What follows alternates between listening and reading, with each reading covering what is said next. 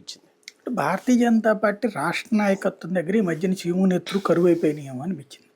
దేశభక్తి, జాతీయ ఐక్యత ఇట్లాంటివన్నీ మాట్లాడుతా పెద్ద ఉద్యమాలు చేసేటటువంటి పార్టీ, దేశం అంతా కథ నడిపేటటువంటి పార్టీ ఆంధ్రప్రదేశ్లో చేష్టలుడిగి చావలేని దద్దమ్మలాగా తయారైంది అనిపించింది అనమాట. ఎందుకంటే అంత మేజర్ ఇన్సిడెంట్ జరిగితే ఒక్కడు నోరు మెదిపినోడు లేడు.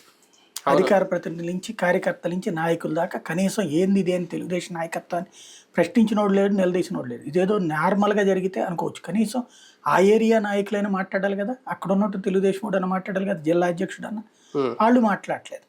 అంటే చేసిందే తెలుగుదేశం. అదే వాళ్ళ కింద మా వాడేదో పొరపాటు చేసేట్లే మేము సెట్ చేస్తాం అదని మాట్లాడాలి కదా.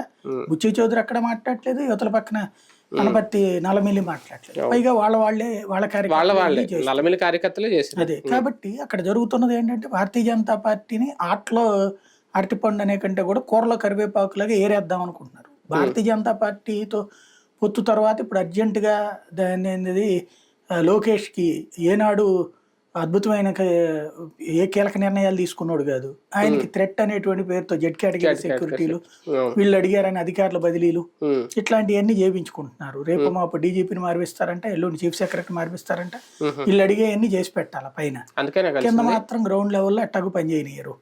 భారతీయ జనతా పార్టీ జనసేన వాళ్ళతో మ్యాన్ పవర్ ఎక్కువ కాబట్టి వాళ్ళతో కలుసుకుని పోతారు. అవును. అదే బీజేపీ వాళ్ళతో అయితే లేదు. ఈవెన్ జనసేన వాళ్ళతో కూడా కొన్ని చోట్ల ఇద్దరి దగ్గర